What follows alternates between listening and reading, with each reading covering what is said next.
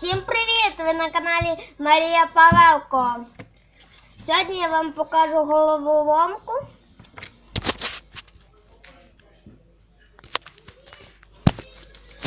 Ось таку головоломку.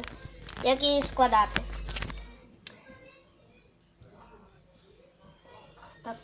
Така можна зробити. Або квіточку, або це може бути сонце. Ваза. Така ваза просто. Або таку можна зробити.